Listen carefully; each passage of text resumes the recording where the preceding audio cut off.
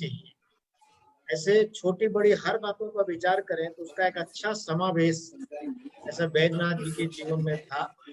हमें से बहुत सब लोगों का नजदीक से उनके साथ संपर्क रहा, वर्षों अपने बीच में रहे, इसलिए व्यक्तिगत तौर पर हमें से अधिकांश लोग उनसे मिले हैं, चर्चा की है, उनकी ऐसी सब बातों से आप सब परिचित हैं।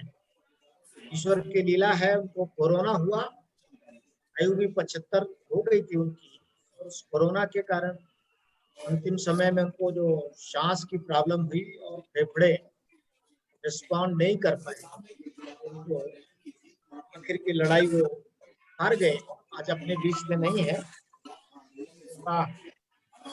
स्वर्गवास हुआ है। स्थान स्थान पर श्रद्धांजलि के कार्यक्रम उनके चल रहे हैं।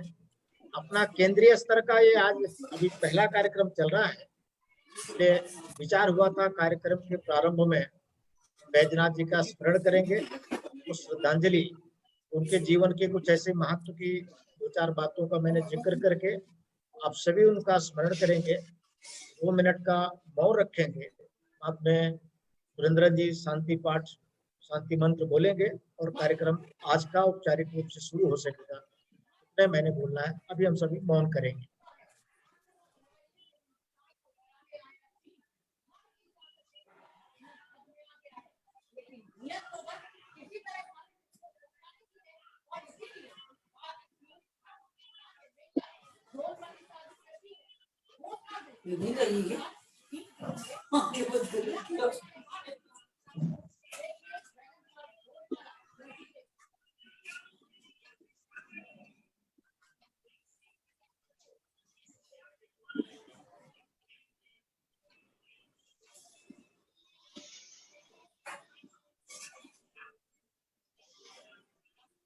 पूर्णात् पूर्णमुदच्यते पूर्णस्य पूर्णमादाय पूर्णमेवावशिष्यते। ओम शांति शांति शांति। मैं अभी श्रीमान ब्रजेश उपाध्याय जी को इस आज का ये कार्यक्रम के बारे में प्रस्ताव करते मुख्य अतिथि को परिचय करने के लिए अनुरोध करता हूँ। बंधुओं, जैसा हम सभी को विदित है, यह दत्तोपंत जी का जन्म शताब्दी वर्ष चल रहा है। हम सभी ने इस जन्म शताब्दी वर्ष के निमित्त बहुत सारे कार्यक्रमों का विचार किया था, किंतु कोरोना का जो प्रसंग आया देश के सामने, तो उसमें फिजिकल रूप से अपने जो बहुत सारे कार्यक्रम हम सब ने सोचे थे, विचार किए थे, वो सब कार्यक्रम उस रूप में आगे नहीं बढ़ सके हैं। तो वर्चुअली क्या क्या किया जा सकता है, ऐसा विचार करते हुए, वैसे अलग अलग प्रांतों में अलग अलग जगहों पर वर्चुअली बाकी के भी कुछ कार्यक्रम हुए हैं, किंतु अभी केंद्रीय योजना में तय हुआ है कि हम ये पूरा सप्ताह ऐसे कुछ प्रमुख विषय जिनका दत्तोपंत जी के विचार का जो केंद्र था, ऐसे उनके केंद्रीय वैचारिक विषयों में से जो प्रमुख विषय रहे चिंतन के, मनन के, और आज उनके इस जन्म शताब्दी के काल में, इस समय, इस सारी परिस्थिति में उन विषयों की प्रासंगिकता, उन विषयों को आज के संदर्भ में समझा कैसे जाना, अंग्रेजी में जिसको बोल सकते हैं कि भाई उसको डिकोडिंग कैसे करना, ऐसा सब विचार करते हुए केंद्रीय अपनी टीम ने सोचा ऐसे कुछ विषयों पर हम एक व्याख्यान माला भाषण सीरीज इस जन्म शताब्दी के अवसर पर रखेंगे। उसी सीरीज में आज अपना पहला भाषण का जो सीरीज है वो रखी गई है।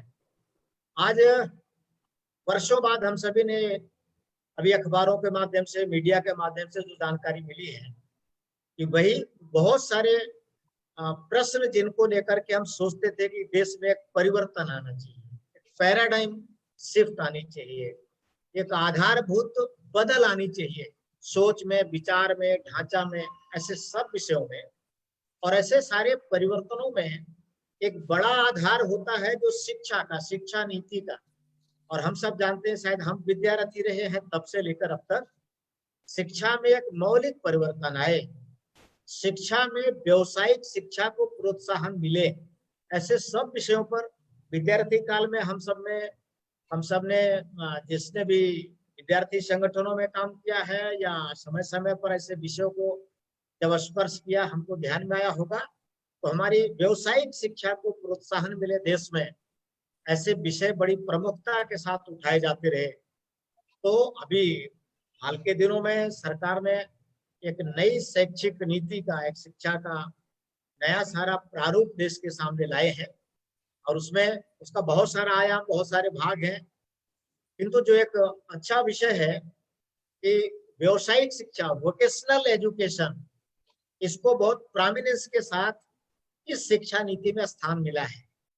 ये सब क्या है, कैसा हो सकता है, इस विषय की हमारे अपने ऐसे प्रमुख कार्यकर्ताओं को कुछ विषय, कुछ बिंदु इसके समझ में आए, जानकारी में आए, तो इस नाते से विचार करते हुए आज इस विषय को सम्मिलित किया गया है।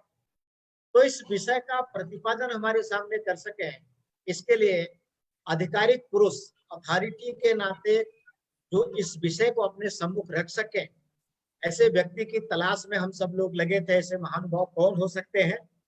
तो आज सहयोग से इस विषय पर जिनका मार्गदर्शन, जिनका उद्बोधन, भाषण हम सभी को सुनने को मिलेगा, श्रीमान राज नेहरू जी। ये अभी जो देश में मैं समझता हूँ जो पहली एक स्किल यूनिवर्सिटी बनी है, हरियाणा में है, श्री विश्वकर्मा स्किल यूनिवर्सिटी। तो देश की, भारत की पहली ऐसी स्किल यूनिवर्सिटी है और दुनिया की 6वीं यूनिवर्सिटी है। इस यूनिवर्सिटी के वाइस चांसलर के नाते श्री राज नेहरू जी आज अपने बीच में हैं। राज नेहरू जी सबसे युवा और किसी यूनिवर्सिटी के जो फाउंडिंग वाइस चांसलर के नाते रह सकते हैं, ऐसे राज नेहरू जी सबसे युवा आयु वर्ग के, और इस पहली यूनिवर्सिटी जो भारत में स्किल को लेकर के बनी, उसके वाइस चांसलर के नाते हैं, अपने बीच में है। हरियाणा ने जो एक हरियाणा डेवलपमेंट मिशन बनाया है, आप उसके भी मिशन डायरेक्टर के नाते जिम्मेदारी देख रहे हैं। इस दायित्व को स्वीकार करने से पहले एक बहुत ल्यूक्रेटिव जॉब कारपोरेट कंपनियों से छोड़ करके वो इस काम में आए। इस विषय को लेकर के उनके मन में जो भावना थी, उसको प्राथमिकता देते हुए उन्होंने देश विदेश, चीन, यूएसए, फिलीपींस, ऐसे यूरोप के कई देशों में बड़ी प्रमुखता के साथ इन विषयों पर काम करते।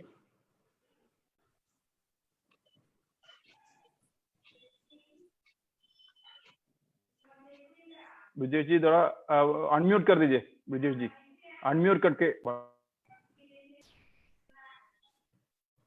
ऐसे एक ल्यूक्रेटिव कॉर्पोरेटिव जॉब देश विदेश में जिनको ख्याति प्राप्त थी, उन्होंने भारत की पहली सी स्किल यूनिवर्सिटी में उनको जब अवसर मिला, उनको जब निवेदन किया गया, तो उन्होंने इस काम को स्वीकार किया और उस काम को देख रहे हैं। तो स्किल यूनिवर्सिटी में जो हमको आपको बहुत प्रासंगिक हो सकता है, अर्न व्हाइल यू लर्न, माने सीखते हुए कैसे कमाएं। हम कई बार बोलते थे learning while earning, earning while learning, ये जो दोनों आपस के शब्द हैं, जो ट्रेनर हैं वो बोला करते हैं कि भाई आप सीखते हुए कमाइए।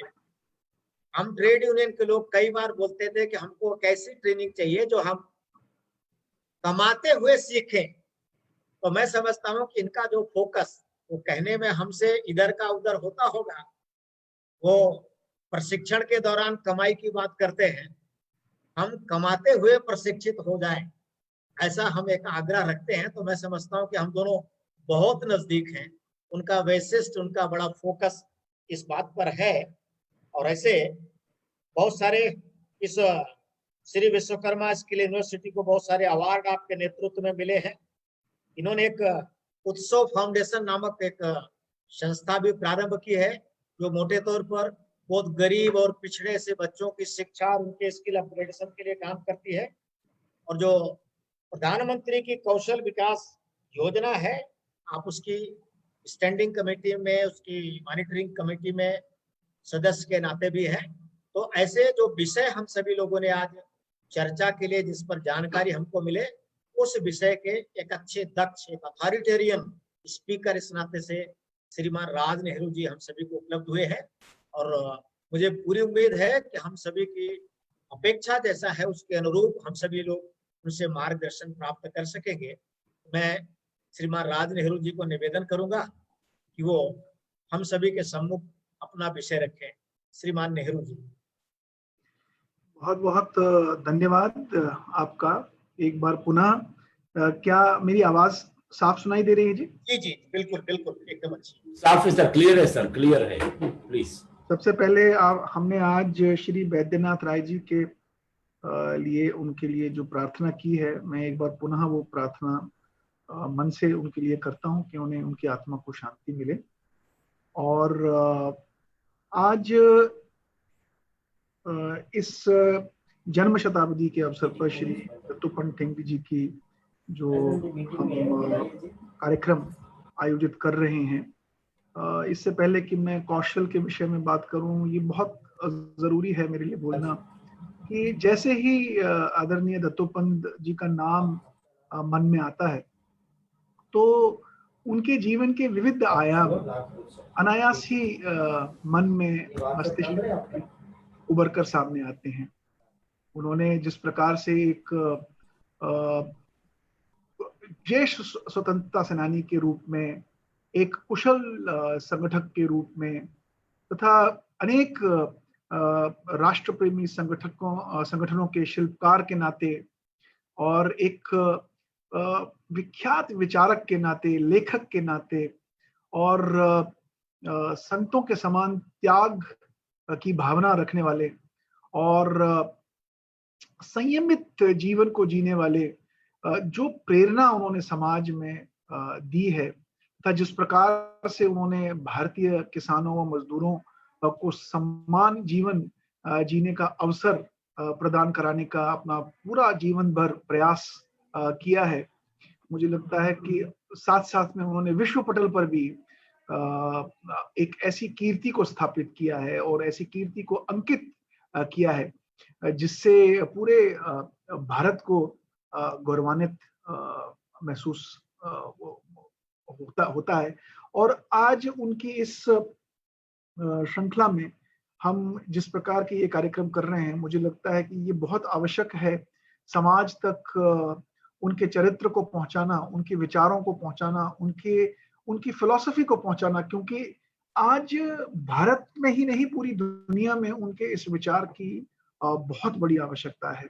और जिस प्रकार से आज दुनिया भर में ग्लोबलाइजेशन के माध्यम से एक्सप्लॉइटेशन का मॉडल पूरी दुनिया में खड़ा हो गया है, मुझे लगता है उनके इन विचारों की एक बहुत बड़ी क्रांति पूरी दुनिया में लाने की आवश्यकता है। और जिस प्रकार से अब हम जा रहे हैं, जिस प्रकार की नीति और नीतियां आ रही हैं हमारे सामने, शिक्षा नीति भी अभी कुछ दिन पहले उसका अनावरण हुआ है, बहुत हद तक जब हम शिक्षा नीति को भी बहुत करीब से देखते हैं तो मुझे उसमें बहुत सारी ऐसी झलकें दिखती हैं जो हमें प्राचीन भारत की शिक्षा नीति से, विधि से जोड़ती हैं। तो अतः मैं आप सबका आभारी हूं कि आपने मुझे, मेरे से कोई त्रुटि हो जाए तो उसके लिए मैं पहले से ही क्षमा मांगना चाहूंगा, परंतु आपने मुझे इस काबिल समझा कि मैं आज इस विषय के ऊपर कुछ बोल सकूं।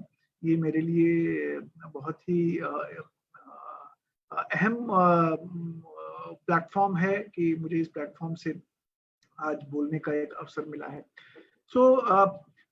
जहां तक कौशल की बात है, शिक्षा की बात है, एक बहुत जरूरी बात समझनी है कि भारत जो है यहाँ की सभ्यता और दुनिया भर की सभ्यता को जब हम आंकते हैं और दोनों में जब हम डिफरेंशिएशन देखते हैं, क्योंकि हमारी सभ्यता, भारत जब दुनिया के कंपैरिजन में हम देखते हैं बहुत डिफरेंट है। मैं दुनिया भर में घूमा हूँ और जब मैं भारत और दुनिया के बीच में कंपैरिजन देखता हूं तो यहाँ की सभ्यता में जो कुछ अहम बातें हैं जो हमारे कल्चर को, हमारी सभ्यता को बाकी सभ्यताओं से अलग बनाती है, कुछ ऐसे विचार हैं, विचारों के कारण से हम लोग बड़े भिन्न हैं। जैसे हमारे देश में सत्य है की बात करते हैं, अहिंसा की बात करते हैं, आचार की बात करते हैं, विचार की बात करते हैं, नियम, नियति, नीति की बात करते हैं, आदर सत्कार की बात करते हैं, और यूनिटी इन डाइवर्सिटी की बात करते हैं, योग की बात करते हैं, आयुर्वेद की बात करते हैं,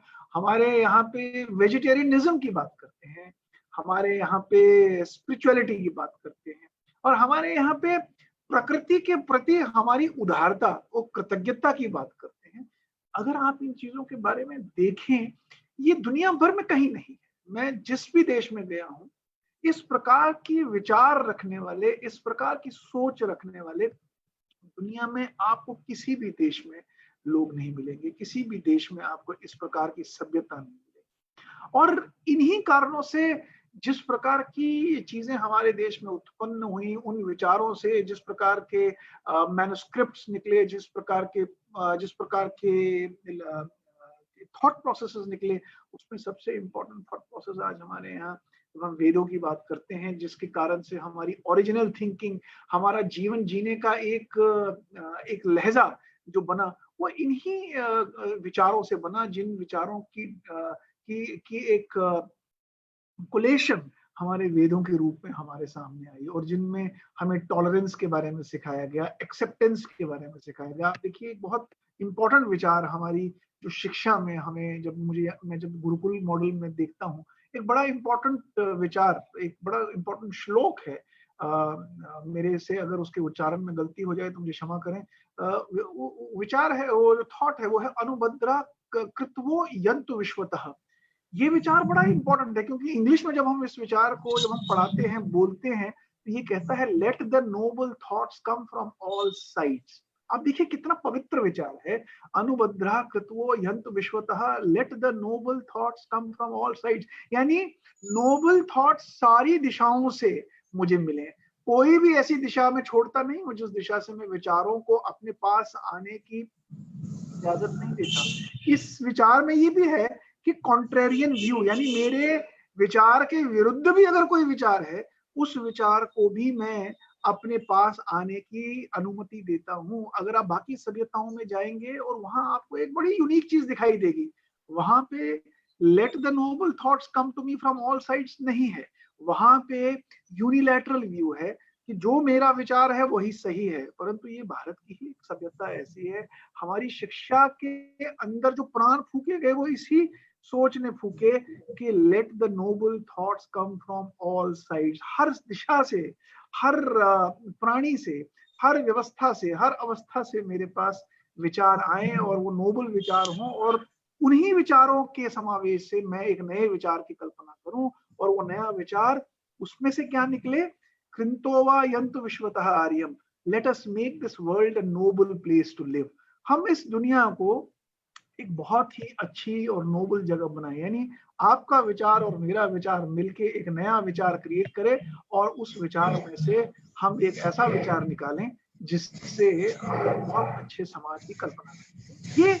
ये सोच है, और इस सोच ने को एग्जिस्टेंस को बढ़ावा दिया। इस सोच ने हमारे यहाँ पे हर एक कल्चर को बढ़ावा दिया, चाहे वो ज्यूज थे, क्रिश्चियंस थे, बुद्धिस्ट थे, ज़ोरास्ट्रियंस थे, मुस्लिम थे, सबको यहाँ पे एक प्रकार से एक्सेप्टेंस दी, और जिसका परिणाम स्वरूप ये निकला कि हम लोग दुनिया भर में इतने फेमस हुए, इतने मशहूर हुए कि दुनिया भर से लोग इस देश को देखने के लिए आते थे।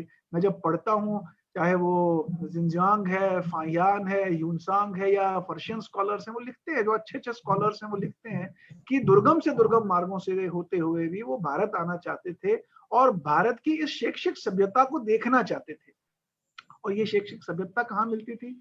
उन्हें मिलती थी हमारे गुरुकुलों में, हमारे ऐसे ऐसे विश्वविद्यालयों में मिलती थी जिसका वर्णन आज हमारे सामने जब हम देखते हैं, चाहे वो नालंदा है, तो सोमपुरा है, उदांतपुरी है, वल्लभी है, शारदा है, ऐसी कई विश्वविद्यालय भारत के अंदर, तक्षशिला जैसे विश्वविद्यालय भारत के अंदर बने, और उस पे पढ़ने के लिए लोग दुनिया भर से आते थे। और उस विचार को, जिस विचार की मैं अभी बात कर रहा था, वो विचार प्राणों में फूंका जाता था, और वो प्राणों में फूंक कर उसके कारण से जो संस्कार बच्चों में शुरुआती दौर में डाल दिए जाते थे, उन्हीं संस्कारों के आधार पर फिर उसका व्यक्ति का निर्माण होता था, उसके चरित्र का निर्माण होता था, उसकी कौशल कला का निर्माण होता था।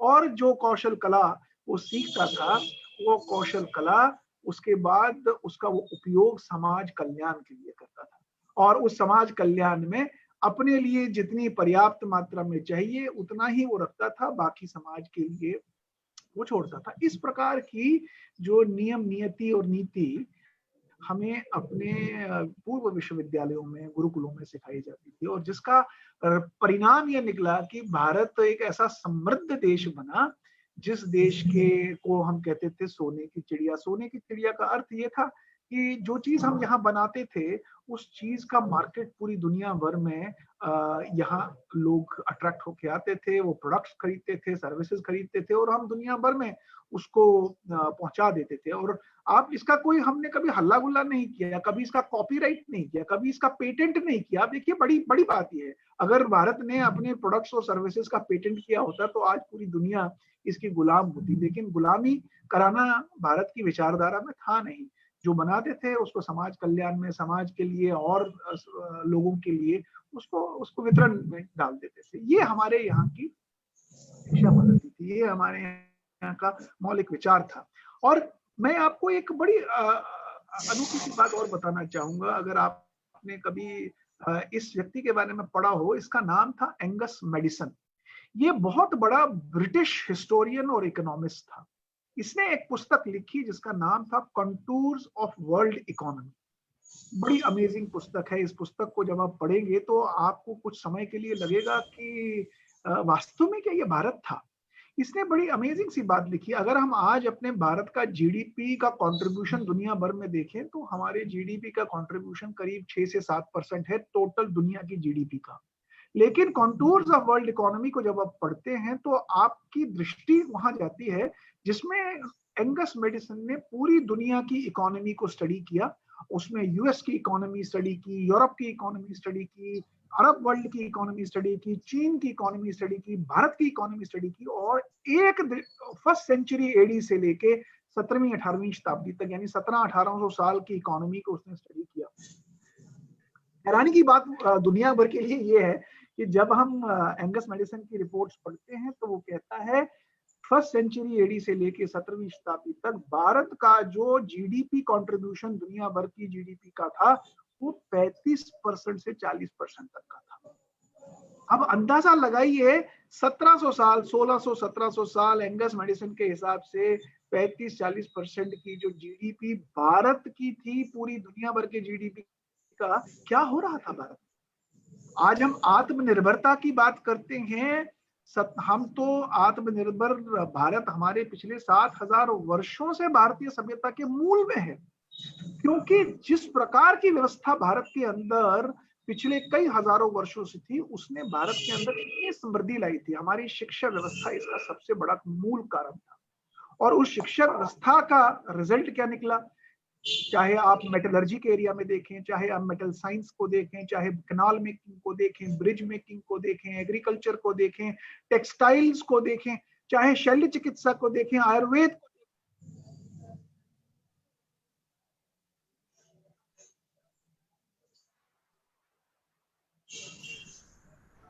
हेलो, अनम्यूट क्या डिस्कनेक्ट हो गया क्या? नहीं, वो लगता है वो ये कनेक्ट ये हो गया। कौन सा है लिंक, थोड़ा ये हो।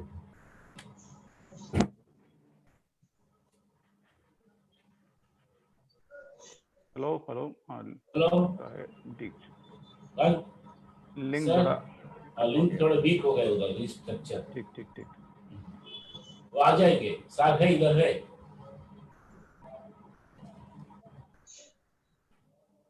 प्रोफेसर आपका वॉइस सुन नहीं रहे प्रोफेसर राज नेहरू सर, तो लाइव में है, आ जाएंगे। हेलो, बड़े जो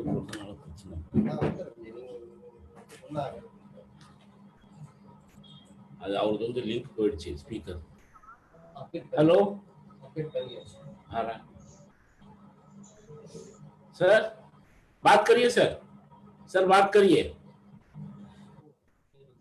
राज नेहरू सर, राज नेहरू ಮ್ಯೂಟ್ பண்ணல லிங்க் போயிடுச்சு அவ்வளவு இருக்காது அந்த इंटरनेट कनेक्शन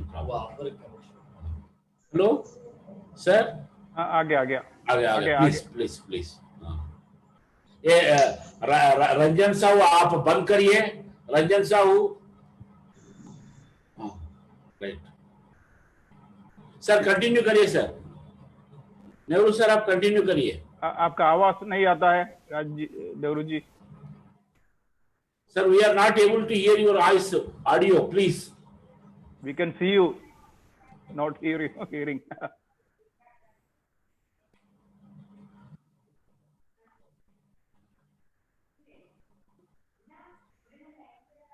बताइए। No, नहीं सुनता नहीं। sir, he is not speaking also. No. 1 minute, he's showing 1 minute.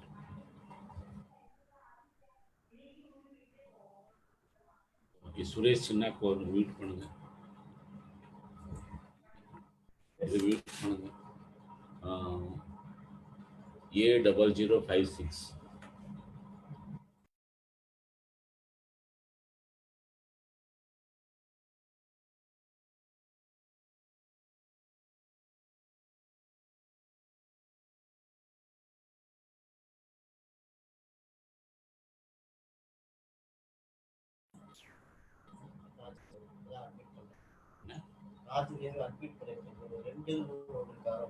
இல்ல ரெண்டு கிடையாது, ஒண்ணுதான், ஒன் மீडिया विद्या। अभी आवाज आ रही है? हाँ प्लीज, अभी आ रहे सर, अभी आ रहे सर, प्लीज। आप मेरा आवाज सुन पा रहे हैं? हाँ सुन पा रहे सर, सुन पा रहे सर।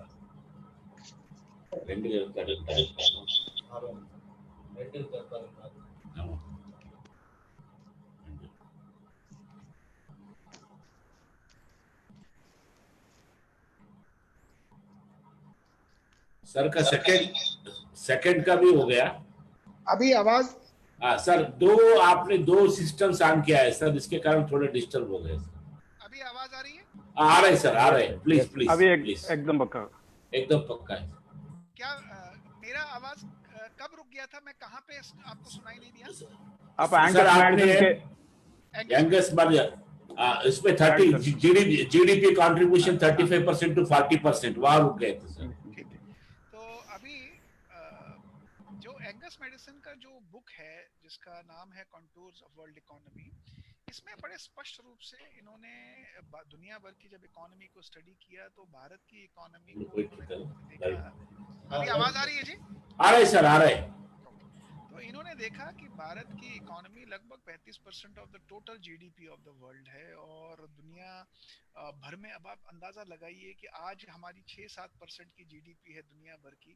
ऐसा भारत में क्या हो रहा था कि जिसके कारण से भारत की जीडीपी इतनी बहुत ज्यादा थी। इसका मतलब है भारत के अंदर प्रोडक्ट सर्विसेज जो हम बनाते थे उसको पूरी दुनिया में पहुंचा देते थे।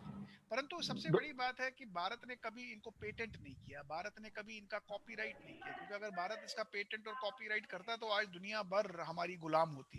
लेकिन भारत कभी गुलामी की सोच से कभी कोई काम करता नहीं था। जो भी काम करता था उसमें समाज कल्याण सबसे पहले उनके हमारे मन में रहता था। और इसी कारण से जो चीज हम यहाँ बनाते थे, चाहे आप शल्य चिकित्सा देखें, चाहे आयुर्वेद देखें, चाहे आप टेक्सटाइल्स देखें, चाहे आप कैनाल मेकिंग देखें, ब्रिज मेकिंग देखें, चाहे आप मेटलर्जी देखें, एस्ट्रोनॉमी देखें, एस्ट्रोलॉजी देखें, किसी भी क्षेत्र में, और मैथमेटिक्स देख लें, ऐसा कोई क्षेत्र नहीं था जहां भारत ने अपना वर्चस्व साबित नहीं किया था।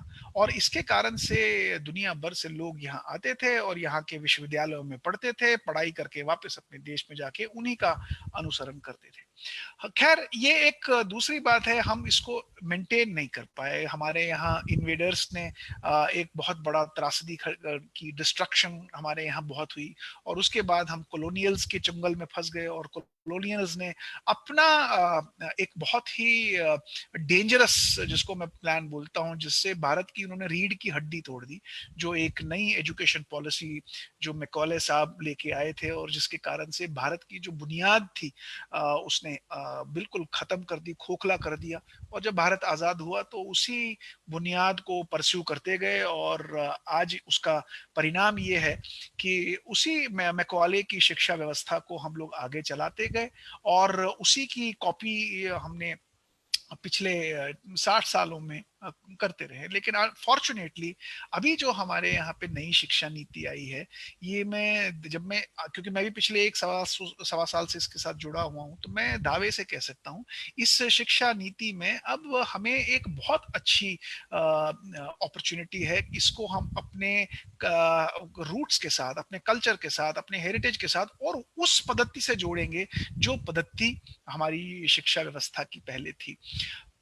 इसमें एक सबसे बड़ा जो अभी चेंजेस हमारे सामने इस नई नीति के अंतर्गत हमारे सामने दिखेंगे, वो सबसे बड़ी जो हमारे सामने जो इम्पोर्टेंट चेंजेस जो हमें दिखेंगे, वो ये दिखेंगे कि जो पहले शिक्षा नीति हमारे सामने थी, उस शिक्षा के अंतर्गत 10वीं प्लस यानी 10+2+3 का मॉडल हमारे सामने था। और 10+2 के मॉडल में जो सबसे बड़ी समस्या थी वो ये थी कि हम 10वीं तक बच्चों को एक सिंगल पेंट ब्रश से पेंट कर देते थे। यानी बच्चा जब नर्सरी में ज्वाइन कर गया तो 10वीं तक पहुंचते पहुंचते उसे बस एग्जाम देने होते थे, और उसका टारगेट ये होता था कि अपने सब्जेक्ट्स को वो पास कर दे। लेकिन अब ऐसा स्वरूप नहीं होगा। हमारी स्किल डेवलपमेंट का एक बहुत बड़ा कंपोनेंट इस शिक्षा व्यवस्था में डाला गया है, जिसको ब्रेक किया गया है। जो 10+2 था उसको अब 5+3+3+4 कर दिया गया। ये 5+3 बड़ा इंपॉर्टेंट है, क्योंकि ये फाउंडेशन और प्रिपरेटरी स्टेजेस के 5+3 है। इसमें क्या होगा कि नई शिक्षा नीति में अब ये जो हमारे 5 साल पहले, यानी तीसरा, जब बच्चा 3 साल का हो जाएगा तो जो पहले 5 साल होंगे, उस 5 साल में उसको फाउंडेशन बिल्ड करने के लिए शिक्षा फोकस करेगी। यानी जो उसकी बेसिक टैलेंट है, जो उसका बेसिक ट्रेट्स हैं, जो उसके बेसिक संस्कार हैं, जो इसकी बेसिक थॉट प्रोसेस है, जो उसकी बेसिक एबिलिटीज हैं, जो अंदर एक टैलेंट बच्चे के अंदर होता है, परंतु उसको निहार नहीं पाते, क्योंकि सारे का सारा ध्यान तो हमारा पास करने के लिए लगा होता है और सब्जेक्ट्स के ऊपर लगा होता है। लेकिन अब ये 5+3 वाले नए मॉडल शिक्षा नीति में अब बच्चे की जो बेसिक फाउंडेशन डेवलपमेंट है और प्रिपरेशन है, उसके ऊपर ध्यान दिया जाएगा। लेकिन सबसे बड़ी चीज जो इसमें सरकार ने नई नीति में लाई है, वो ये है कि स्किल डेवलपमेंट को बचपन से ही, जैसे ही बच्चा 3 साल बाद स्कूल जाना शुरू करेगा, प्री नर्सरी में और पोस्ट नर्सरी में, और जैसे ही वो क्लास 1, क्लास 2, क्लास 3 में जाएगा, उसका जो एक्सपोजर है वो बेसिक आर्ट एंड क्राफ्ट के साथ किया जाएगा। यानी जहां पे आज बच्चों के अंदर शुरुआती दौर में केवल पुस्तकें और किताबें ही पढ़ाई जाती थी, अब वहां पे पुस्तकें और किताबों के अलावा जो बेसिक फेमिलियरिटी है with general ecosystem through playway method, जो जनरल अवेयरनेस है, ताकि उसकी जो क्रिटिकल थिंकिंग है, उसकी जो इमोशनल थिंकिंग है, उसकी जो इंटेलेक्चुअल थिंकिंग है, उसकी जो न्यूमरेसी है, जिसके लिए उसको स्पेसिफिक फोकस नहीं मिलता था शुरुआत से, क्योंकि वो जो स्किल्स थे वो डेवलप नहीं किए जाते थे बच्चों के अब उन स्किल्स को सबसे पहले इस शिक्षा जे फॉर्मर स्टेटमेंट यूजर आहे तिच्या सिस्टममध्ये ना 10.26.0.91 तिच्या सिस्टमवरून अरे सब म्यूट कर दीजिए, क्या है। तो मुझे सबसे बड़ी खुशी इसमें है कि कौशल के अंदर सबसे बड़ी चुनौती क्या आती थी कि बच्चे तो जैसे ही 10वीं 11वीं 12वीं कंप्लीट कर लिया और उनकी जो शिक्षा की क्वालिटी थी, क्योंकि पुरानी शिक्षा व्यवस्था में वो डेवलप नहीं हो पाती थी, तो उसके बाद हम सोचते थे चलो बच्चों को अब कोई स्किल डेवलपमेंट कराओ, क्योंकि किसी और काम में तो अब इन्हें कुछ मिला नहीं, तो इसलिए स्किल डेवलपमेंट कराते थे, जिसके कारण से जो डिग्निटी फॉर स्किलिंग थी वो बड़ी पुअर हो जाती थी। लोग स्किल को बड़ी नीची नजर से देखते थे। परंतु अब स्किल को जब 5+3 मॉडल में डाला जाएगा, जो क्रिटिकल थिंकिंग है, जो बेसिक एस्पेक्ट्स हैं लर्निंग के, जो बेसिक एस्पेक्ट्स है थिंकिंग के, उसके ऊपर जब डेवलपमेंट शुरू हो जाएगी तो फाउंडेशन स्ट्रेंथन हो जाएगी और हैंड्स को, मोटर स्किल्स को डेवलप किया जाएगा।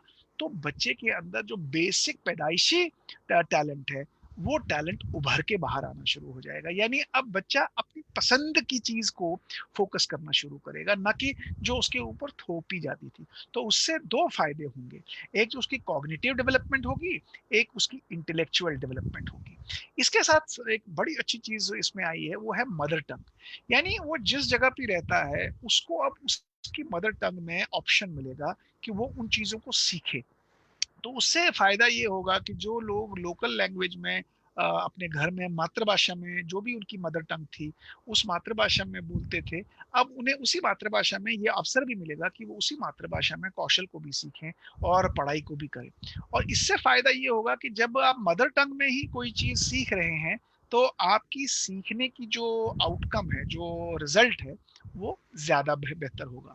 मैं दुनिया भर में जहाँ घूमा, चीन, Japan, Germany, France, Russia, Korea, Switzerland, Finland, अगर आप इन सारे देशों को देखें, ये सारे के सारे देशों के अंदर जो शिक्षा है वो लोकल लैंग्वेज में है, वो मातृभाषा में है। और इस कारण से इनके बच्चों के अंदर ड्रॉप आउट्स कम हो जाते हैं और वो बच्चे जो हैं शुरुआती दौर से ही मातृभाषा में ही उनको स्किल्स सिखाए जाते हैं। तो जब वो बड़े हो जाते हैं तो उनकी एबिलिटी ऑफ परफॉर्मिंग और कंट्रीब्यूटिंग बढ़ जाती है। तो हमारे देश में अब ये एक बहुत बड़ा रेवोल्यूशन जो है ये इस शिक्षा नीति के द्वारा स्किल एजुकेशन के माध्यम में आएगा। अब जैसे ही बच्चा 8वीं कक्षा से आगे निकल जाएगा तो बच्चे को 6ठी और 8वीं के बीच में ऐसे ऐसे प्रोजेक्ट्स कराए जाएंगे जो समाज के सिस्टम के आसपास, यानी उस जिस सराउंडिंग में वो रहता है उस सराउंडिंग में किस प्रकार के वोकेशनल क्राफ्ट्स हैं, जैसे कोई कारपेंट्री है, इलेक्ट्रिक वर्क है, मेटल वर्क है, गार्डनिंग है, पोट्री है, जो उसके क्षेत्र में, जिस क्षेत्र में वो रहता है उन क्षेत्रों में जिनमें लोक कला जो है उस लोक कला के प्रति उसको सजग किया जाएगा। हाँ, इस नई शिक्षा नीति में स्किल एजुकेशन को प्रमोट करने के लिए सरकार ने बैगलेस डेज, यानी बिना बैग के दिन, यानी जब स्कूल में वो बैग नहीं लेके जाएगा, ऐसे दिन भी घोषित किए हैं। और उसका उन दिनों में उसका काम क्या होगा, वो उस लोक कला को सीखने के लिए जाएगा।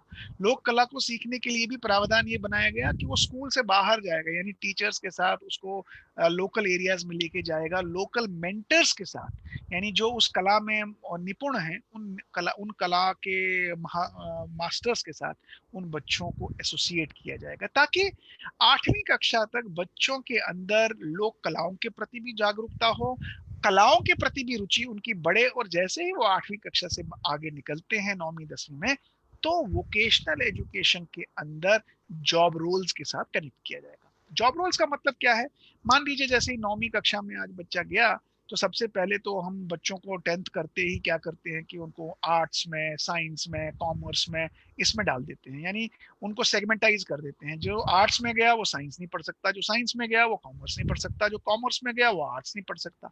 तो ये जो हमारे यहाँ पे क्लासिफिकेशन हमने बच्चों की कर दी थी, ये क्लासिफिकेशन अब खत्म होगी। अब मल्टी डिसिप्लिन सिस्टम आएगा, यानी बच्चा जैसे ही 11वीं कक्षा में आ गया तो या 10वीं कक्षा में आ गया तो बच्चे के पास सब्जेक्ट चूज करने की चॉइस होगी। वो कोई भी सब्जेक्ट जो उसकी रुचि का सब्जेक्ट है उसको पिक कर सकता है, और उसको पिक करने से जहां उसने 8वीं कक्षा तक अपना मन बनाया है, जहां उसकी एक्सपीरियंस है, जहां उसका अनुभव है, जहां उसका प्रेफरेंस है, वो आप उस प्रेफरेंस के आधार पर अपनी शिक्षा को आगे के लिए चुनेगा। अब देखिए, जहां चुनाव से कोई काम हो, चुनाव से पढ़ाई हो, तो वहां पे जो परिणाम है वो परिणाम भी बहुत सार्थक निकलेंगे। और ये इस शिक्षा नीति में बहुत बड़ा बदलाव है कि चुनाव के आधार पर बच्चे जो हैं अपना परिणाम को इम्प्रूव करने की क्षमता रखें। तो जैसे ही 11वीं में बच्चा चला जाएगा तो इस नीति में क्या किया गया है कि विभिन्न इंडस्ट्रीज में, जैसे ऑटोमोटिव इंडस्ट्री है, मैन्युफैक्चरिंग है, टेक्सटाइल है, कंस्ट्रक्शन है, हर क्षेत्र में लोअर लेवल जॉब्स होते हैं जो एंट्री लेवल जॉब्स बोलते हैं।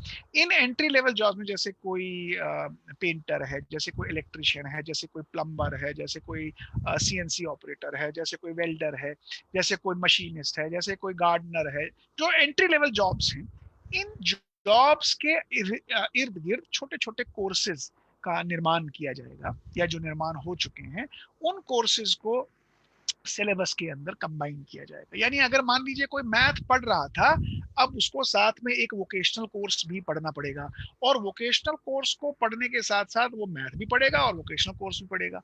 पहले क्या था, वोकेशनल कोर्स तो ऑप्शन थी, आप पढ़ो ना पढ़ो आपकी मर्जी है, मैथ तो पढ़ना पड़ेगा और मैथ पास भी करना पड़ेगा। लेकिन अब क्या है, मैथ चुनाव से किया होगा, वोकेशनल कोर्स भी चुनाव से किया होगा। और सबसे मजे की बात यह है कि अब असेसमेंट भी वोकेशनल कोर्स की होगी और उसके नंबर भी जुड़ेंगे, और उन नंबर्स के आधार पर वो पास फेल जो भी आगे उसके साथ होना होगा। तो आप देखिए, बच्चा जब 12वीं कक्षा तक पहुंच जाएगा तो बच्चे के हाथ में एक हुनर भी होगा। अगर वो 12वीं कक्षा के बाद नहीं पढ़ना चाहता, उसके हाथ में एक हुनर भी होगा और वो हुनर के आधार पर इंडस्ट्री के लिए काम करने के लिए जा सकता है। तो अब आप देखिए, इससे लाइवलीहुड भी बढ़ेगा, इससे एम्प्लॉयबिलिटी भी बढ़ेगी, क्योंकि अब 12वीं कक्षा के बाद उसे सोचना नहीं है मुझे क्या करना है। 12वीं कक्षा तक पहुंचते पहुंचते उसके हाथ में एक या दो हुनर तो आ ही गए होंगे। अब उसका मन है, वो आगे पढ़ना चाहता है तो वो आगे पढ़ सकता है और हुनर को आगे बढ़ा सकता है। लेकिन आगे नहीं पढ़ना चाहता, वो उसी हुनर के साथ इंडस्ट्री में जा सकता है या अपना काम कर सकता है। तो ये बड़ी इम्पोर्टेंट चेंज है हमारे इस वोकेशनल एजुकेशन के अंदर जो सरकार ने अब इसके अंदर घोषित की है।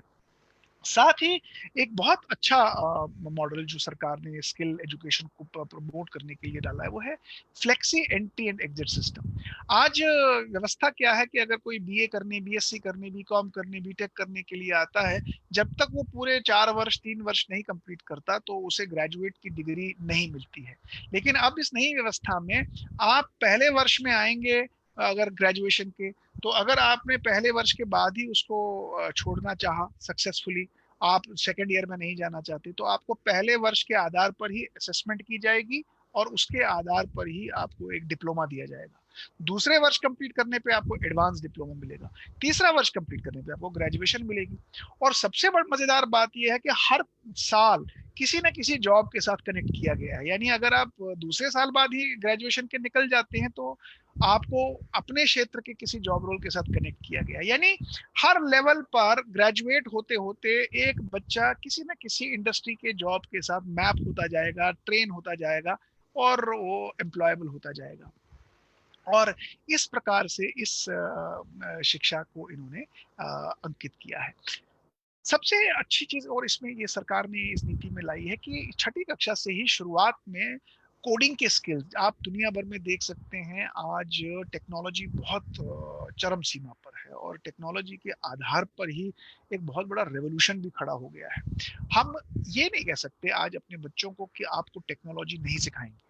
हमें पारंपरिक क्षेत्र में भी काम करना है और हमें मॉडर्न क्षेत्र में भी काम करना है। हमें इनके ब्रिज को बनाने की एक व्यवस्था खड़ी करनी है। इसलिए हमारे बच्चे किसी भी टेक्नोलॉजी क्षेत्र में पीछे ना रहे। नई शिक्षा नीति में कोडिंग जैसे स्किल्स को और नई टेक्नोलॉजी यानी 4.0 जैसे क्षेत्रों में सरकार ने इस नीति के अंदर स्पेशल प्रावधान बनाया कि छठी क्लास से आगे बच्चों को ये स्किल्स सिखाए जाएंगे ताकि शुरुआती उम्र से ही बच्चों को नई टेक्नोलॉजी के प्रति जागृत किया जाए। लेकिन एक बड़ी इंपॉर्टेंट बात है, क्योंकि जो फॉर्मेटिव मैंने आपको बताया 30वीं साल और 8 साल की उम्र के बीच में जो वैल्यूज, जो संस्कार हमने डाले होंगे, वो संस्कार आधारित टेक्नोलॉजी अगर वो सीखता है। आज कमी कहाँ पे है?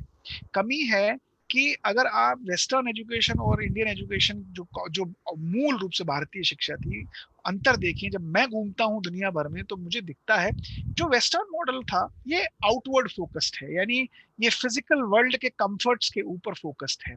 जो भारत की मूल शिक्षा थी ये इनवर्ड है, ये इंटरनल कंफर्ट्स के ऊपर फोकस्ड है। लेकिन परिणाम क्या निकला? आउटवर्ड वेस्टर्न मॉडल फोकस जब किया, इन्वेंशंस इनोवेशंस बहुत सारी की, टेक्नोलॉजी बनाई, लेकिन इनवर्ड डिस्कम्फर्ट क्रिएट किए। इसीलिए आपको एंजाइटी, डिप्रेशन, हार्ट अटैक्स, ये सारी बीमारियां आपको वेस्ट से आज भारत में पहुंची हैं। लेकिन भारत की शिक्षा पद्धति में इनवर्ड कंफर्ट्स के ऊपर ध्यान दिया जाता था, यानी पहले अपने आप को समझें, अपने आप को जानें, अपनी स्ट्रेंथ्स को समझें, मेरा और प्रकृति के बीच में रिलेशनशिप क्या है, मेरा और दूसरों के बीच में रिलेशनशिप क्या है। जब संस्कार आधारित टेक्नोलॉजी सीखी जाएगी तो मुझे लगता है कि हमारे देश से जो निकला हुआ छात्र होगा वो टेक्नोलॉजी को भी ही मायने में प्रकृति को विनाश से बचाते हुए इस्तेमाल में लाएगा। और यही उद्देश्य हमारी इस शिक्षा नीति का होना चाहिए कि जो भी कौशल हम सीखें उस कौशल से समाज के अंदर किसी प्रकार की कोई समस्या ना हो, कोई डेंजर ना हो, कोई खतरा ना हो, उसको सिखाते हुए हम आगे बढ़े। तो टेक्नोलॉजी के प्रति भी अब इस शिक्षा के माध्यम से बच्चों को जागृत किया जाएगा, उनको अलाइन किया जाएगा, और जिसके आधार पर एक बहुत अच्छी कंट्रीब्यूशन हमारे बच्चों की इन्वेंशंस और इनोवेशंस पे हो सकती है। क्योंकि आज अगर दुनिया भर में हम देखें जो इनोवेशंस और पेटेंट्स में पिछले कुछ दशकों में भारत ने बहुत अच्छा कंट्रीब्यूशन नहीं दिया है। उसका कारण ये है कि जो शिक्षा व्यवस्था हमारे यहाँ थी, इसने, मैंने जो शुरुआत में बताया, जो थिंकिंग स्किल्स हैं हमारे, जो इमोशनल स्किल्स हैं हमारे, जो क्रिएटिव स्किल्स हैं हमारे, जो क्रिटिकल थिंकिंग है हमारी, जो प्रॉब्लम सॉल्विंग स्किल्स हैं, इन स्किल्स को सिखाया नहीं जाता है। और इन स्किल्स को न सिखाने के कारण से बच्चों में रैट रेस लग जाती है, और रैट रेस लग जाने के कारण से हमारे कई बच्चे रह जाते हैं। और जो बच्चे आ जाते हैं उसमें से कुछ बच्चे तो सिर्फ कॉपी करके फिर आगे निकल जाते हैं, क्योंकि नंबर गेन करने होते हैं, और उसके कारण से इनोवेटिव माइंडसेट बनता नहीं।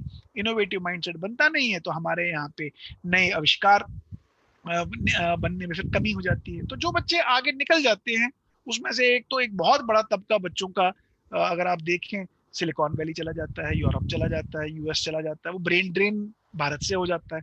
बहुत सारे लोग, मुझे कई बार जब मैं विदेशों में जाता था तो वो कहते थे देखिए यूएस में इतनी सारी इन्वेंशंस होती हैं, यूरोप में इतनी सारी इन्वेंशंस होती हैं। मैं आपको एक बात बताना चाहूंगा, बहुत सारे लोगों को शायद ही भारत में ये मालूम नहीं कि इतनी सारी सिलिकॉन वैली के अंदर जो रिसर्चर्स काम करते हैं उसमें से 70-80% रिसर्चर तो भारतीय हैं, और ये वो भारतीय हैं जिन्होंने भारत के अंदर शिक्षा ग्रहण की होती है। और इन्हीं भारतीयों के रिसर्च और इनोवेटिव माइंडसेट के कारण से आज ये इतनी सारी मल्टीनेशनल कंपनीज जो दुनिया में है ये अपना वर्चस्व खड़ा कर चुकी हैं और दुनिया भर में अपने प्रोडक्ट्स की वाहवाही लूटते हैं, लेकिन कभी ये नहीं बताते कि इस वाहवाही के पीछे भारतीय माइंड भी लगे हुए होते हैं। यही नहीं, पिछले 10-12 सालों में भारत का अगर डेटा उठा के आप देख लें, आप हैरान हो जाएंगे कि भारत के अंदर 800 से भी ज्यादा कंपनियों ने अपना research and development centre Bharat में खोले हैं। चाहे चेन्नई जाइए, हैदराबाद जाइए, कोलकाता जाइए, बेंगलुरु जाइए, या दिल्ली जाइए, या गुड़गांव में देखिए, आप हैरान हो जाएंगे कि इन जगहों पे मल्टीनेशनल कंपनीज ने, 800 से भी ज्यादा मल्टीनेशनल कंपनीज ने अपने जो R&D सेंटर्स हैं वो यहाँ पे खोले हुए हैं। और इन R&D सेंटर्स में करते क्या है, कोई लोकल प्रोडक्ट डेवलपमेंट नहीं है, ग्लोबल प्रोडक्ट डेवलपमेंट होती है। और करने वाले कौन है? 4 लाख से भी ज्यादा भारतीय इन सेंटर्स में काम करते हैं भारत के अंदर। ये वो भारतीय हैं जिनके पास टेक्निकल ब्रेन है, जिनके पास इनोवेटिव ब्रेन है, जो कंट्रीब्यूट इन मल्टीनेशनल कंपनीज में करते हैं। तो मेरा कहना ये है कि अगर इन बच्चों की संख्या बढ़ जाए और अगर हमारा शिक्षा व्यवस्था हर एक भारतीय को इनोवेटिव बनाएगा, मुझे लगता है कि एमएनसीज के साथ साथ हम भारत की भी जो डेवलपमेंट है, भारत की जो ग्रोथ है, भारत की जो अपॉर्चुनिटीज हैं, हम उस क्षेत्र में भी बहुत योगदान कर सकते हैं। मैं आपको आप जानते होंगे जैसे दुनिया भर की बड़ी बड़ी कंपनियां हैं, माइक्रोसॉफ्ट है, वहां भी आज सीईओ भारतीय बैठा है, सत्य नडेला। गूगल में जाइए, सुंदर पिचई बैठा हुआ है। लेकिन अगर आप और क्षेत्रों में देखें, जैसे आज ये कंप्यूटर हम चलाते हैं, इसका जो यूएसबी है, ये यूएसबी जिसके अंदर हम कॉपी करके सेव करके कोई चीज रखते हैं, ये यूएसबी को इन्वेंट करने वाला भारतीय था जिसका नाम था अजय भट्ट। और ऐसे ही आज आप पेंटियम प्रोसेसर, इंटेल, ये जो हम कंप्यूटर यूज करते हैं इसमें प्रोसेसर लगता है, इंटेल का पेंटियम प्रोसेसर लगता है। ये इंटेल का पेंटियम प्रोसेसर इन्वेंट करने वाला विनोद धाम था। इसी प्रकार से जो आज आप याहू मेल, जी मेल इस्तेमाल करते हैं, ऐसे ही हमारे यहाँ हॉटमेल है। हॉटमेल सबसे पहले आया था, तो इस हॉटमेल को बनाने वाला सुधीर भाटिया था। ऐसे ही गूगल का जो सोशल मीडिया नेटवर्क है, उसे विक गडोत्रा ने खड़ा कर दिया।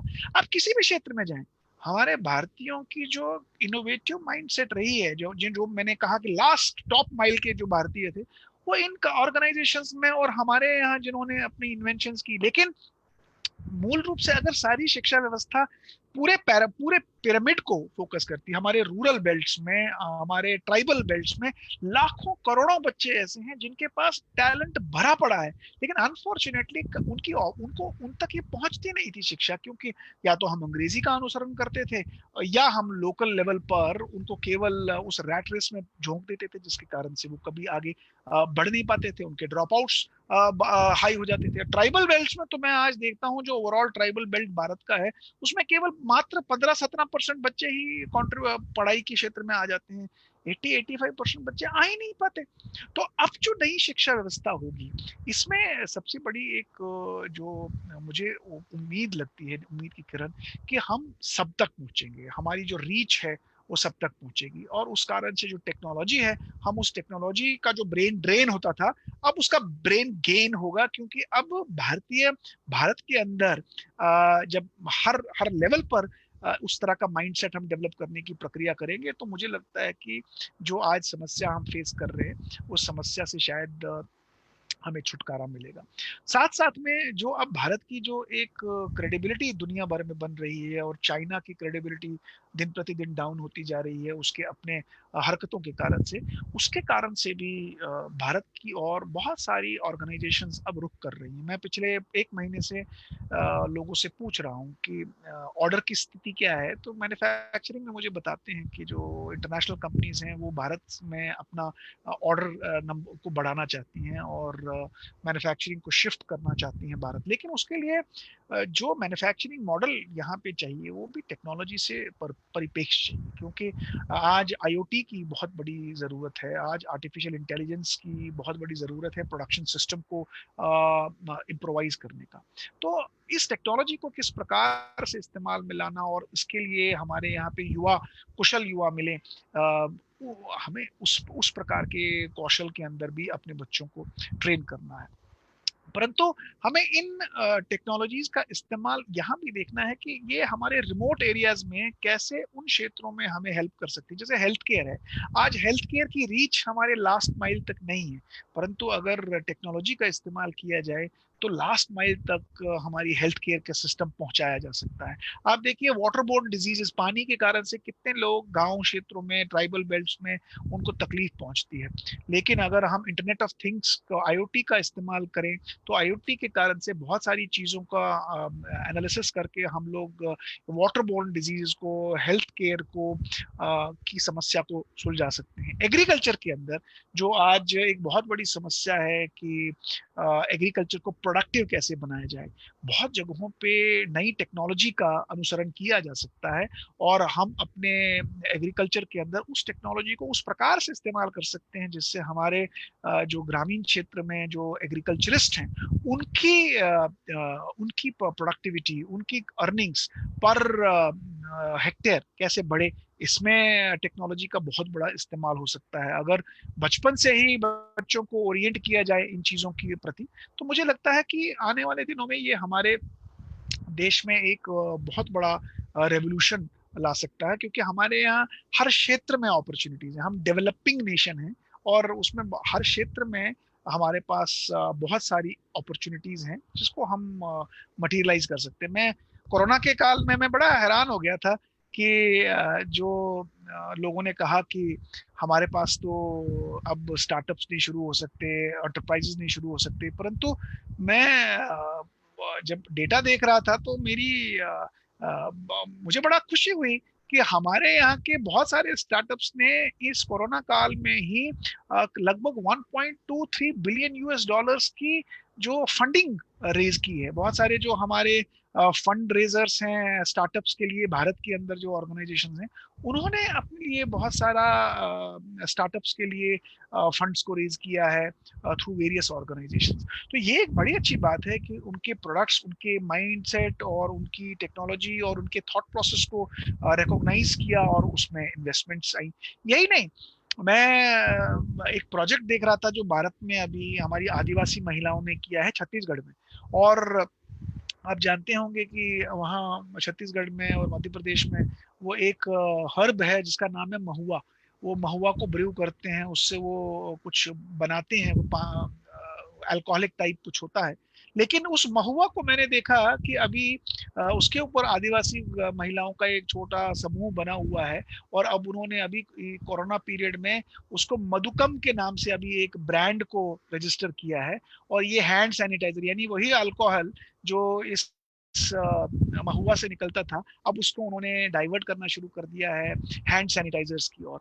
तो यानी ये कौशल, अगर देखिए, ये कौशल अगर हम अपने ट्राइबल्स तक, एग्रीकल्चरिस्ट तक, हर क्षेत्र में कहीं ना कहीं अपॉर्चुनिटी है, इन लोगों तक पहुंचाएं, तो मुझे लगता है कि जो पोटेंशियल है काम करने का, लाइवलीहुड का, वो बहुत ऊपर है। स्पेस टेक्नोलॉजी में हमारी जो आदरणीय फाइनेंस मिनिस्टर हैं निर्मला सीतारमन जी, उन्होंने बहुत अच्छी अनाउंसमेंट की जिसमें प्राइवेट सेक्टर का जो रोल है, पहले हमारे एमएनसीज आते थे, लेकिन अब भारत की ऑर्गेनाइजेशंस को स्पेस प्रोग्राम में ज्यादा अपॉर्चुनिटीज मिलेगी, डिफेंस में बहुत सारी अपॉर्चुनिटीज मिलेंगी। तो इस क्षेत्र में जो लोकल लेवल पर जो कैपेबिलिटीज हैं, उसमें जो स्किल सेट्स की आवश्यकता होगी, क्योंकि अब इसरो जैसी ऑर्गेनाइजेशन में आज अगर उस कंपनी को ग्रो करना है तो उस लेवल की टेक्नोलॉजी, उस लेवल का स्किल, उस लेवल का ब्रेन हमारे युवाओं ने, हमारे ऑर्गेनाइजेशन ने लाना है।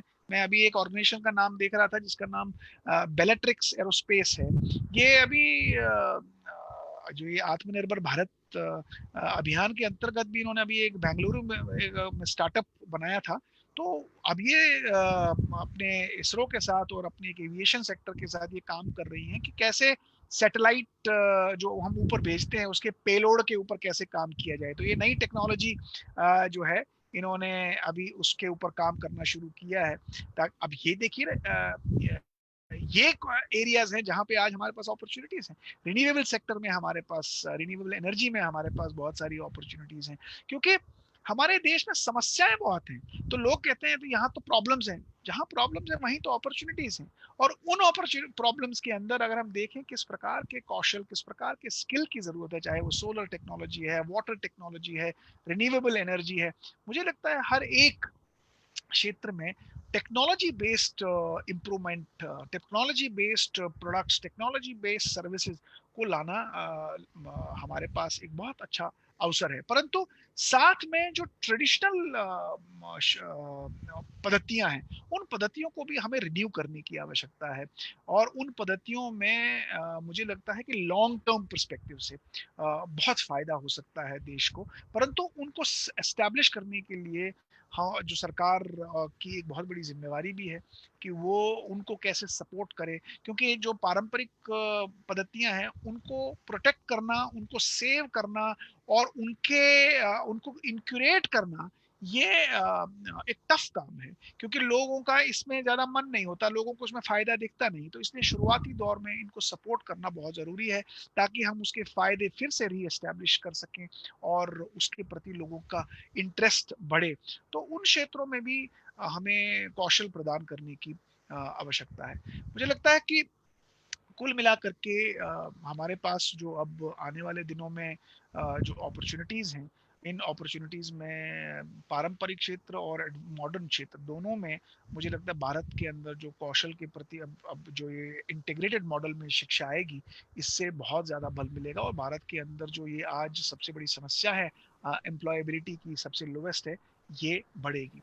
साथ ही मैं 2-3 चीजें और बताऊंगा कि रिकॉग्निशन ऑफ प्रायर लर्निंग का मॉडल भी अब भारत में अब एस्टेब्लिश होने लगा है, जिसमें जिनके पास पूर्व अनुभव है परंतु सर्टिफिकेट नहीं है, तो रिकॉग्निशन ऑफ प्रायर लर्निंग के द्वारा वो अब अपने पूर्व अनुभव को एक सर्टिफिकेशन के मॉडल में ला सकते हैं, ताकि उनको भी किसी लेवल की क्वालिफिकेशन मिल जाए और उनको भी समाज के अंदर प्रतिष्ठा मिले, और उस प्रतिष्ठा से वो अपने काम को और बल दें और नई चीजें भी सीखें।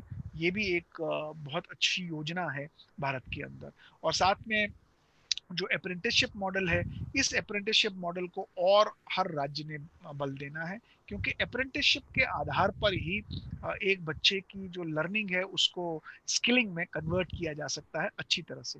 तो उसमें इंडस्ट्रीज को एंगेज करना, यूनिवर्सिटीज का काम सबसे बड़ा इंपॉर्टेंट है, कैसे इंडस्ट्रीज को एंगेज करें, करिकुलम बनाएं और बाद में उन इंडस्ट्रीज में बच्चों को अप्रेंटिसशिप करने का मौका मिले, तभी जाके स्किलिंग में जो है वो बहुत ज़्यादा उनकी ग्रोथ हो सकती है और वो समाज के लिए कल्याणकारी साबित हो सकते हैं। तो मुझे लगता है मैंने बहुत ज़्यादा समय लिया है, मैं अपनी वाणी को यहाँ पे विराम दूंगा, क्योंकि ये सब्जेक्ट इतना बड़ा है, मैं बोलता जाऊंगा और उसका कोई अंत नहीं है, परंतु मैं अपनी वाणी को यहाँ विराम देता हूँ। और अगर मेरे से कोई त्रुटि हो गई हो तो मैं एक बार पुनः उसके लिए क्षमा याचना करता हूँ। बहुत बहुत धन्यवाद, आपने मुझे बोलने का एक मौका दिया। धन्यवाद राजेंद्र जी।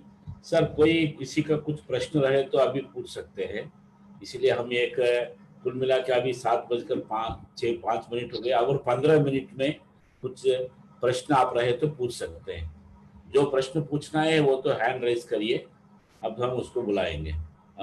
जगदीश्वर राव, हिंदुस्तान शिपयार्ड और all India vice president from Visakhapatnam, please start. ये जगदीश्वर अनम्यूट कर, प्लीज। नमस्कार जी। नमस्कार।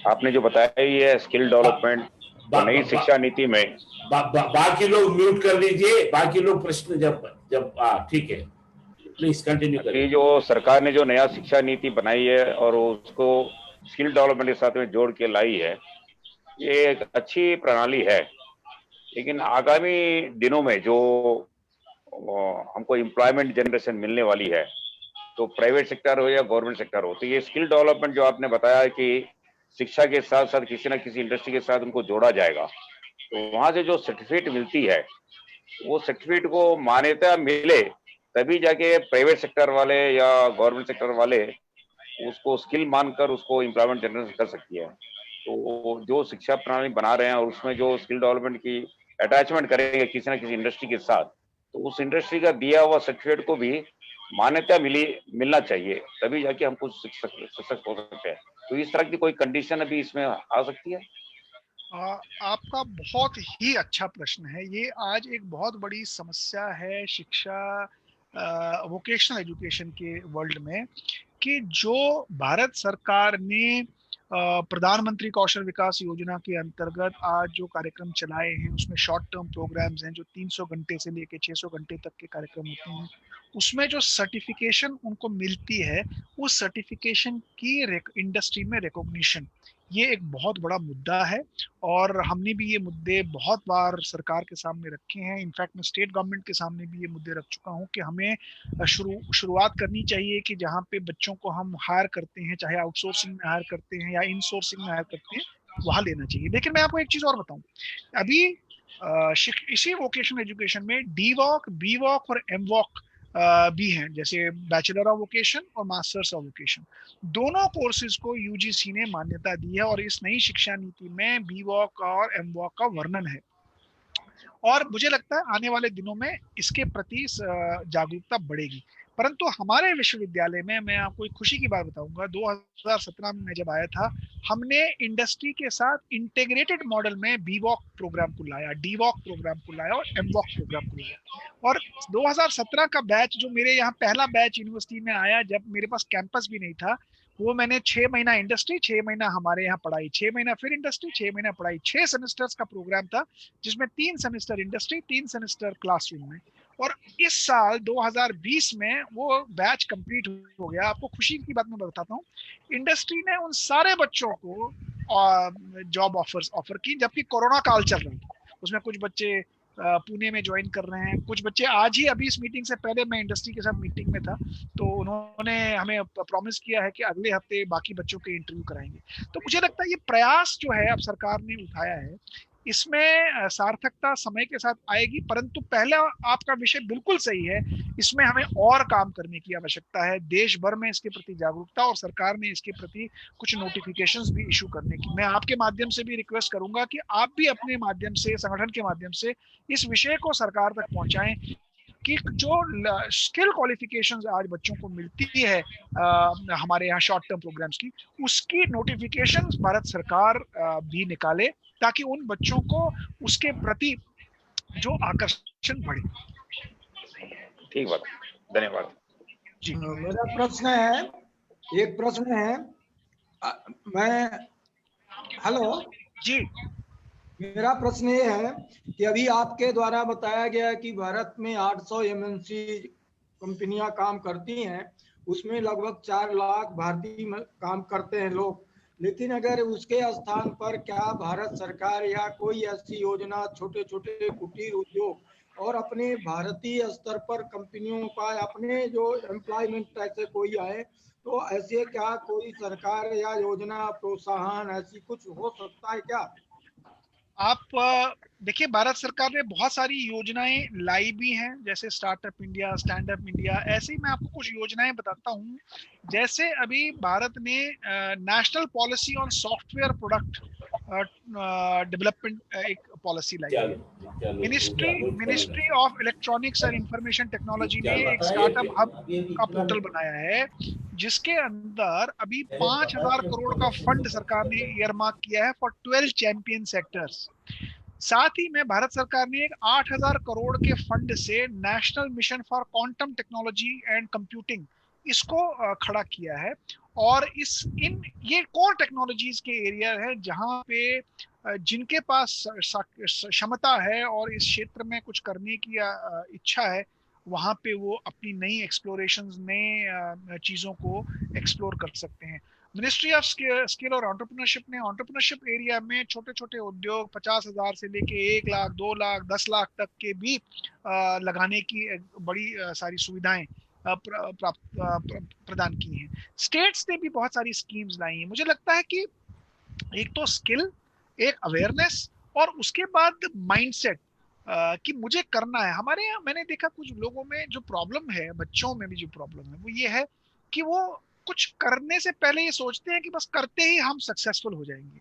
तो कहीं पे हमें इस माइंडसेट को भी एड्रेस करने की आवश्यकता है, और मुझे लगता है ये एक शिक्षा नीति तो इसको एड्रेस करेगी, पर अभी भी हमें युवाओं, जो भी करंट युवा हैं, हमें उनकी काउंसलिंग में बहुत सारा काम करने की आवश्यकता है, उनके माइंडसेट को, कि सक्सेस एक दिन में नहीं आता। सक्सेस को लाने के लिए बहुत हार्डवर्क करना पड़ता है, फेलियर्स के थ्रू गुजरना पड़ता है। बहुत सारे युवाओं में ये एक स्किल मिसिंग है, इमोशनल स्ट्रेंथ मिसिंग है, स्टेबिलिटी मिसिंग है। अगले इंदु नायर हमारा नेशनल एग्जीक्यूटिव मेंबर है सर, टेलीफोन से रिटायर्ड है जी। प्लीज इंदु जी, आप नमस्कार जी। सर, आपने जैसे कहा कि 11वीं कक्षा में सब्जेक्ट चूज करने की आजादी होगी, वो क्या मार्क्स के आधार पे होगी? क्योंकि कई बच्चे रटाफिकेशन में मार्क्स तो ले आते हैं, लेकिन कुछ बच्चे मार्क्स ना लाके, लेकिन उनका जो मेडिकल आईक्यू होता है वो बहुत अच्छा होता है। तो किस बेस पे सब्जेक्ट चूज करने का रहेगा? अभी सरकार ने एक national committee for integration of vocational education NCIVE की घोषणा की है इस स्कीम के अंतर्गत। ये कमिटी अगले कुछ महीनों में किस प्रकार से इसको इंटीग्रेट करना है और मल्टी डिसिप्लिनरी मॉडल कैसे बनाना है, इसके ऊपर अपना प्रस्ताव सरकार में रखेगी, और उसके बाद उसके आधार पर काम होगा।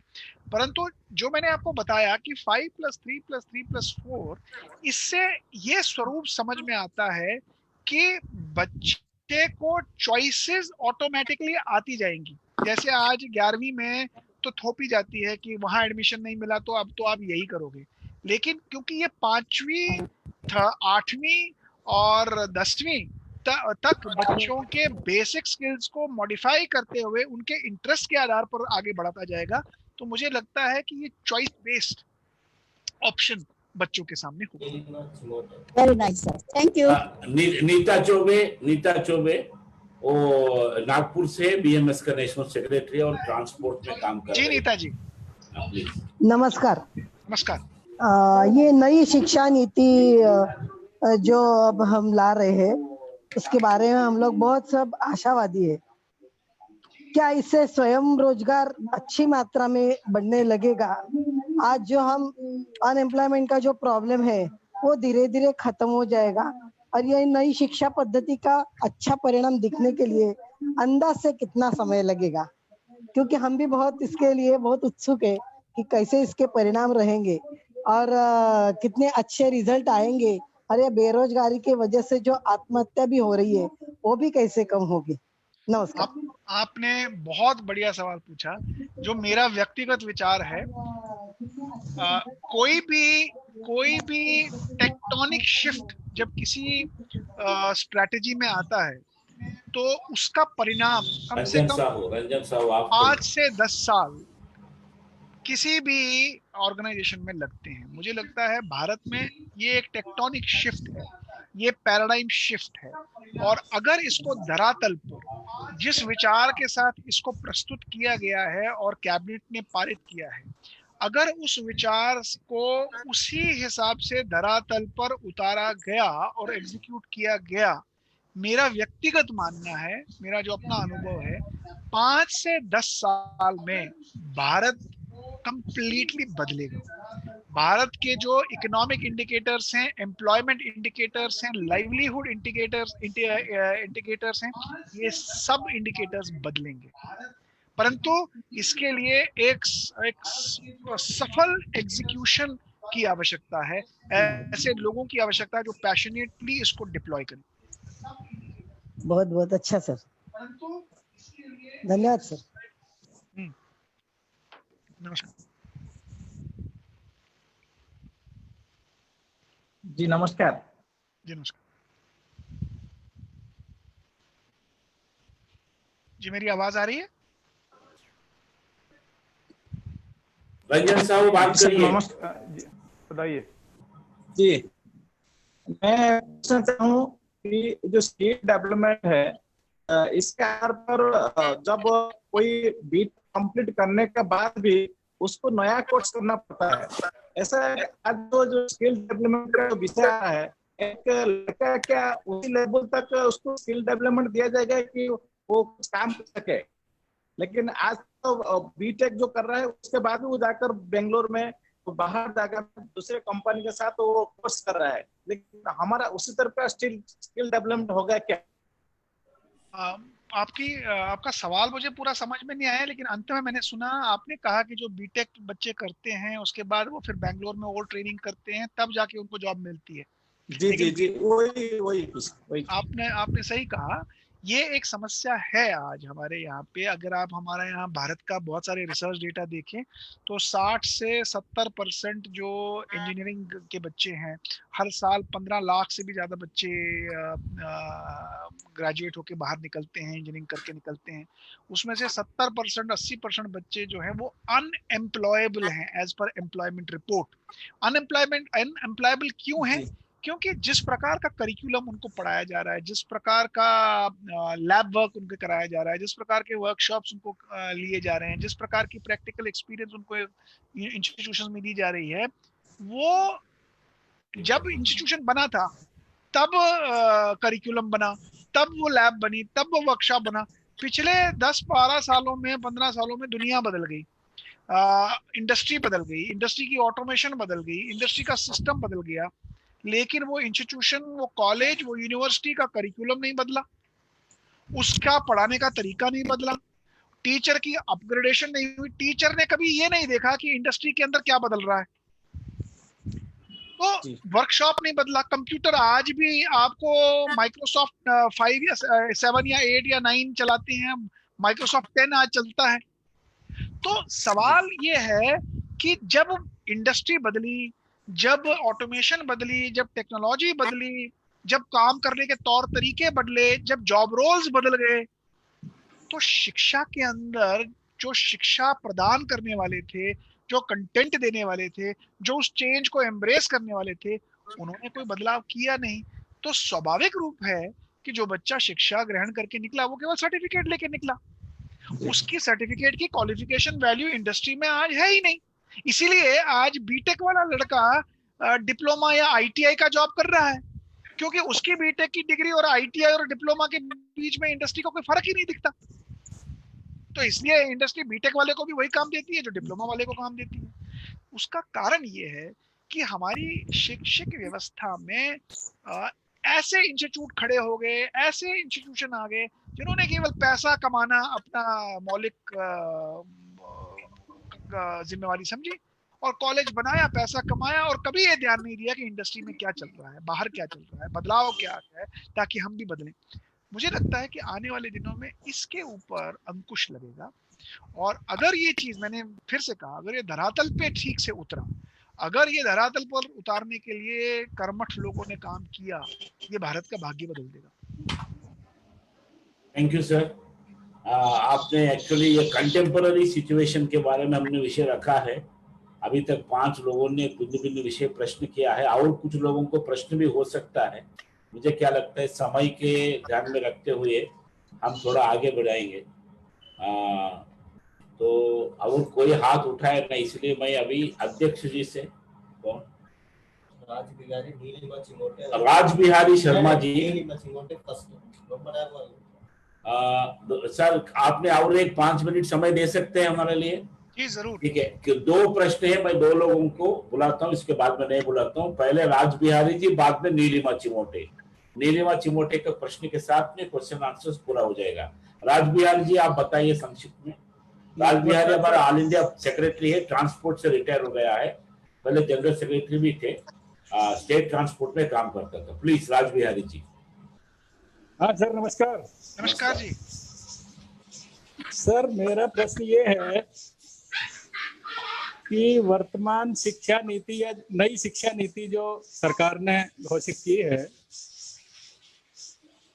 उसके लिए वर्तमान शिक्षा व्यवस्था में क्या परिवर्तन और कैसे परिवर्तन होंगे और कितना समय लगेगा इस परिवर्तन में?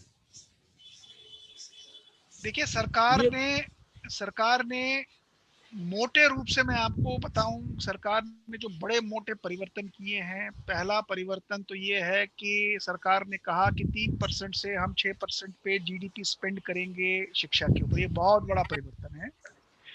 दूसरा जो टारगेट सरकार ने रखा अपने सामने, वो है कि 2035 तक हमें जनरल एनरोलमेंट रेशो को, जो अभी करंट 26-27% पे है, उसको हमें 50% पे लेके आना है।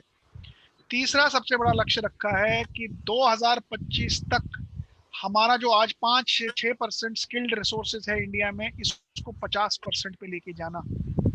चौथा सबसे बड़ा लक्ष्य रखा है कि हमें 3 लैंग्वेज में, यानी 1 मदर टंग लोकल लैंग्वेज और 1 एनी अदर लैंग्वेज के आधार पर शिक्षा को ऑफर करना है। पांचवा जो सबसे बड़ा शिफ्ट आया है वो है कि हमें मल्टी डिसिप्लिनरी शिक्षा प्रदान करनी है। ये लीनियर शिक्षा नहीं, हॉरिजॉन्टल शिक्षा देनी है। और छठा सबसे बड़ा वो है flexible entry and exit system in the education. ये बहुत बड़े परिवर्तन हैं शिक्षा में, और अगर ये परिवर्तन सफल रूप से लगाए गए, मुझे लगता है कि ये हमें बहुत बड़े बदलाव की ओर लेके जाएंगे। मैं अभी उदाहरण देता हूँ, एग्रीकल्चर में हमारे यहाँ बच्चे जो पढ़ते हैं ड्यूअल मॉडल में, अभी हम लोग कोशिश ये कर रहे हैं कि बहुत सारे लोगों के पास ज़मीनें थी जो उन्होंने इस्तेमाल नहीं की, फार्म हाउसेज में बनाए थे लेकिन कन्वर्ट नहीं किए। हम अभी एक नाबार्ड के साथ एक प्रोजेक्ट कर रहे हैं हमारी यूनिवर्सिटी, और उसमें क्या कर रहे हैं हम, जो हमारे एग्रीकल्चर के बच्चे हैं जो अभी फार्म हाउसेज में काम कर रहे थे, पढ़ाई कर रहे थे, अब वापस आ गए हैं, हम उन्हें 1-1 एकड़ के फार्म्स के ऊपर एक एक्सपेरिमेंट कर रहे हैं कि 10-15 मेंबर्स बनाइए, उनसे आप फंडिंग ले लीजिए जो अर्बन एरियाज में हैं, और आप इन 1-1 एकड़ की जमीनों पे डेयरी और एग्रीकल्चर, नेचुरल फार्मिंग को जो आपने सीखा है उसको लगाइए। और ये जो मेंबरशिप हम उनको हेल्प कर रहे हैं लाने में, उससे उनके पास कॉर्पस खड़ा होगा, उस कॉर्पस से वो इस काम को शुरू करेंगे और मुझे उम्मीद है वो अगले साल 1.5 साल के अंदर एक बहुत अच्छी आय यहाँ से निकालेंगे। हम ऐसे लोगों को ढूंढ रहे हैं जो ये जमीनें हमारे बच्चों को दें और वो 1 साल 2 साल 3 साल में इस मॉडल को स्थापित करेंगे। तो मुझे लगता है कि ये सस्टेनेबल मॉडल्स हैं, क्योंकि खाना पीना, दूध, एग्रीकल्चर, ये लॉन्ग टर्म चीजें हैं और ये हमारी स्ट्रेंथ भी है। और अगर हम इन क्षेत्रों में बच्चों को कुशलता, कौशल प्रदान करें, इनके प्रति आकर्षण प्रदान करें, इनमें अर्निंग की अपॉर्चुनिटीज प्रदान करें, मुझे लगता है कि ये जो व्यवस्था है, ये व्यवस्था बहुत सफल होगी। और यही शिक्षा नीति नई करने वाली है कि आपको रुचि अनुसार आपकी इंटरेस्ट को क्रिएट करके आपको आगे ले जाएगी। नेक्स्ट नीलिमा चिमोटे जी, आखिरी प्रश्न है।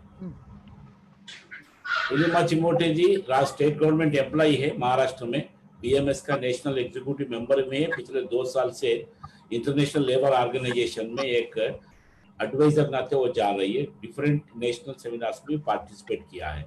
नीलिमा जी प्रश्न पूछिए। नमस्ते सर जी। वैसे भी मेरे 2 प्रश्न ये थे, उसका आंसर थोड़ा थोड़ा पहले 2 वक्ताओं के लिए आपने दे दिया था कि शिक्षा भी देश को विकसित करने में एक अहम भूमिका निभाती है। तो इसका और ये विकसित होने में कितना टाइम लगेगा, इसका भी मुझे आंसर मिला है। लेकिन जैसे कि हमारे पास बच्चे तो है, लेकिन शिक्षा देने के लिए, कौशल्य शिक्षा देने के लिए अगर उतना एक्सपर्टाइज हमारे पास नहीं होगा तो ये कैसे हम लोग कर पाएंगे? ये थोड़ा एक मुझे जानना था कि इसके लिए कुछ सरकार ने कितना व्यवस्था की और क्या किया है, ये क्या आप हमें बता सकते हैं? धन्यवाद। आपने बहुत सही सवाल पूछा है कि अगर टीचर्स ही नहीं होंगे तो पढ़ाया कैसे जाएगा। तो सरकार ने इसमें एक बहुत अहम भूमिका अभी जो इनिशिएट की है वो ये है कि एक संस्था है जो 2021 तक सरकार को खड़ी करनी है, जिसका नाम है NCFTE, national council for teacher education.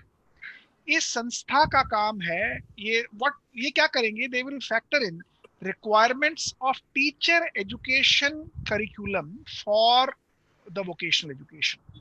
तो इस संस्था का काम है कि इस पूरे प्रोसेस, जैसे मैंने आपको कहा NCVIE ये इंटीग्रेशन को देखेगी और NCFTE ये टीचर प्रिपरेशन और डेवलपमेंट को देखेगी।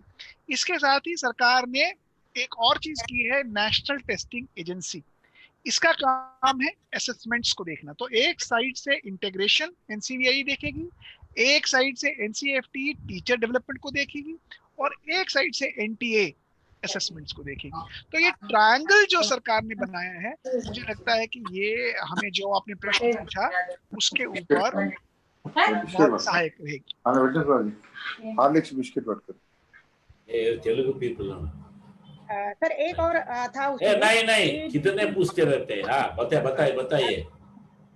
हाँ नहीं, क्योंकि क्या है, हमारा स्टेट गवर्नमेंट का कौशल्य विकास का पॉलिसी बनाने में मैं भी थोड़ा उसमें सहभागी थी। तो उसमें उन्होंने एक ऐसा किया था, हाँ इसीलिए मुझे पूछना था कि उसमें ऐसा था कि अगर कोई बच्चा अपना, जैसे कि एक एग्जांपल देती हूँ कि कोई सोनार का बच्चा उसके फॉर्म में सुनार सीखता है, सोनार का काम सुनार जो है, तो उसको अगर उसका पेड़ी वो जो बंद हो जाता है दुकान, उसको दूसरी जगह नौकरी करना है तो वो एक्सपीरियंस का सर्टिफिकेट गवर्नमेंट देने वाली थी। तो क्या इस नीति में भी ऐसा कुछ? जी हाँ, उस नीति का नाम है recognition of prior learning, RPL। RPL के अंतर्गत जो पूर्व अनुभव है, उस अनुभव को उस जॉब रोल के अंदर एसेस करके सर्टिफिकेशन दिया जाएगा। और इसके प्रति सरकार ने डॉक्यूमेंट अपनी शिक्षा नीति में बड़े स्पष्ट रूप से RPL के बारे में वर्णन किया है। बहुत अच्छा। मुझे लगता है कि हमारा बहुत प्रश्न भी, क्योंकि सर ने एक विषय रखा है, एक तरह की भिन्न भिन्न विषयों के हमारा थॉट प्रोवोकिंग ज्यादा तरह का उनका लेक्चर था। इसलिए मैं अभी भारतीय मजदूर संघ का अखिल भारतीय अध्यक्ष श्रीमान सजी नारायण जी से मैं अनुरोध करता हूं कि उनका अध्यक्ष ही भाषण करे। सजी Narayan ji please continue. Unmute करिए। नमस्कार, आपको बहुत बहुत धन्यवाद देना चाहता हूं कि ये कौशल विकास का एक नया डायमेंशन आपने हमारे सम्मुख रखा है। कैसे अभी न्यू एजुकेशन पॉलिसी सब आने के बाद इसके बारे में बहुत चर्चा भी चल रही है, और आपने इसको भारत की प्रति हमारे जो गौरव है इससे जोड़ के आपने बताया। एंगस मेडिसिन से होकर आपने ये सारा बताया था। और एक ये एनईपी अभी एकदम एक समय पर आया है और भारत के लिए बहुत बहुत आवश्यक है, क्योंकि आपने जो बताया हमारा एजुकेशन सिस्टम का सबसे बड़ा कमियां एक अनएम्प्लॉयबल लोगों को वो प्रोड्यूस करते हैं। ये एक बहुत बड़ा कमियां है। ये हमारा मैन्युफैक्चरिंग सेक्टर में जो फेलिंग होता है, सारी चाइनीज प्रोडक्ट्स हमारा मार्केट कब्जा करके रखा है, ऐसा इसमें इस सब में हमने ये देखा है। इसलिए एक नया पीढ़ी जो एम्प्लॉयबल है और इनोवेटिव है, ऐसा लोगों को खड़ा करने में बिल्कुल ये एनईपी उसका क्षमता दिखाएंगे, ऐसा हमको लगता है। अभी हमारा मजदूर क्षेत्र में भी थोड़ा स्किल डेवलपमेंट का कुछ मुद्दा आ गया है। अभी मजदूर क्षेत्र में सबसे ज्यादा skill on the job skilling होता है, इसलिए अभी नया वेज कोर्स रूल्स आया है, उसमें भी स्किल के बारे में बहुत आया है। उसके ऊपर हम भी अभी काम कर रहे हैं। उसमें 3 तरफ की डिविजन हुआ था, अनस्किल्ड, सेमी स्किल्ड और स्किल्ड। भारतीय मजदूर संघ ने एक और जोड़ दिया, हाईली स्किल्ड, वो भी सरकार ने एक्सेप्ट कर दिया। अभी 4 डिविजन होता है इसके बारे में। वहां भी बहुत सारा समस्या खड़ा हुआ है, उसके बारे में भी आपसे चर्चा करना चाहते थे, लेकिन अभी समय के कमियां के कारण हम करता नहीं। वहां भी स्किल में भी एक तरफ की एक वेज इंसेंटिव होना चाहिए, जिसको ज्यादा स्किल है उसको ज्यादा थोड़ा वेज में थोड़ा इंसेंटिव होना चाहिए। इसलिए वो सजेशन बीएमएस ने सरकार के सम्मुख अभी रखा है। उसमें कई जगह ऐसा है, 6 महीने काम करते तो एक अनस्किल्ड आदमी थोड़ा सेमी स्किल्ड होता है, ऐसा कुछ कालखंड में स्किल्ड होता है, फिर हाईली स्किल्ड होता है। ये प्रोसेस हर जगह होते रहते हैं, इसलिए वहां भी होता है। लेकिन अभी ठेका मजदूर बहुत बढ़ने के कारण एक आदमी 2 साल 3 साल एक जगह काम करते हैं, दूसरे काम में जाते हैं, वो तो एक उनके लिए एकदम नया काम है। जितना स्किल उनको हुआ है वो वहां कोई फायदा नहीं। ये ऐसा एक तरफ की गिग टाइप ऑफ वर्क वो भी बढ़ते रहते हैं, भारत में भी बहुत बढ़ते हैं। ये भी एक समस्या हमारे लिए है। उसी तरह ये वेज रूल्स में सरकार ने एक प्रयास किया स्किल को कैटेगराइज करने के लिए। जितना स्किल देश में है वो उस सबसे बड़ा विवादीय स्किल कैटेगराइजेशन अभी हो चुका है।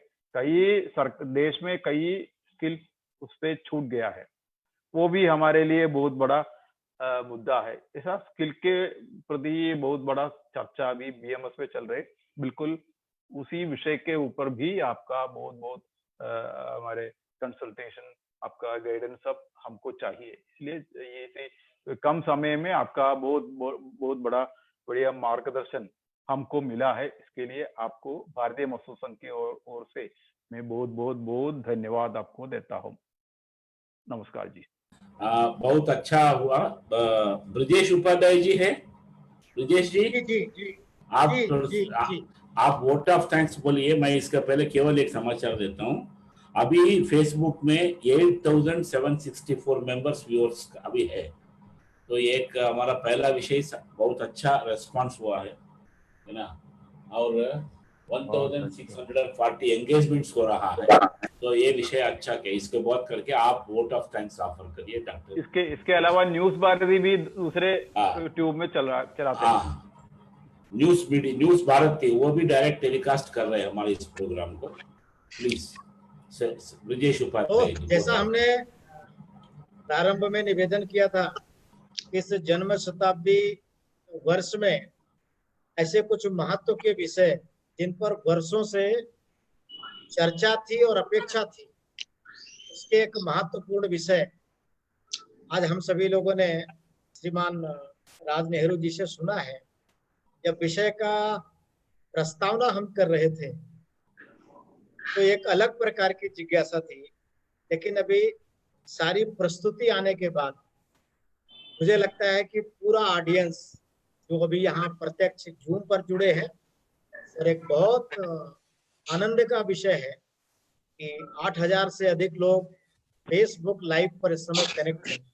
एक बहुत बड़ी ऑडियंस इसी समय, और एक नया विषय जो समाज में चर्चित है, जिसको लेकर के मिसलीडिंग भी बहुत हो रही है। श्रीमान नेहरू जी ने इस विषय को जितना अच्छा सा हम सभी के सम्मुख रखा है, मैंने प्रारंभ में कहा था is authority of the subject, and उसी के हिसाब से इन्होंने इस विषय का प्रतिपादन हम सभी के सम्मुख किया है।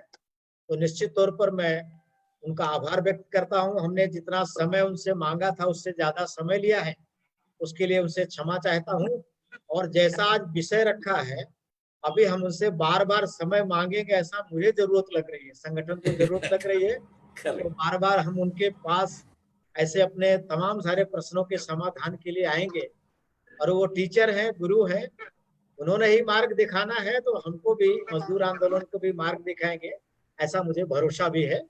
हमारे सभी केंद्रीय कार्य समिति के लोग सदस्य जुड़े, और लगभग सभी ने अपने स्तर से फर्दर एक्सटेंड किया है आज के इस मैसेज को, इसीलिए एक बड़ी व्यूअरशिप भी ऑडियंस के साथ जुड़ चुकी है। तो अपने सब कार्यकर्ताओं को भी मैं धन्यवाद देता हूं। सब ने जितना समय दान मांगा था उससे अधिक दिया, और मैं समझता हूं हमने नहीं रोका होता तो भी हमारे सभी के प्रश्न हैं, बचे हुए हैं, ये और लंबा चल सकता था। तो इसके लिए भी मैं सभी का हृदय से धन्यवाद करता हूं। और निश्चित तौर पर हम सब ने जो विचार किया था, आज पहला दिन था जब ये सोचा था कि कैसी लेक्चर सीरीज रखेंगे, तो ऐसी लेक्चर सीरीज क्या बनेगी, कैसा बनेगी, ऐसे तमाम सारे द्वंद्व।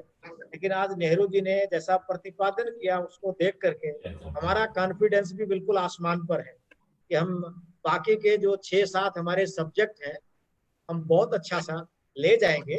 और अपने यहाँ उपस्थित सभी जो व्यूअरशिप है यूट्यूब पर, फेसबुक पर, और अभी जो जूम पर जुड़े हैं, उन सबको मैं निवेदन करना चाहूंगा कि हमारे जो रोज के लेक्चर्स हैं वो ऐसे ही उपयोगी होंगे हम सभी के लिए, ऐसे ही बहुत मतलब के होंगे।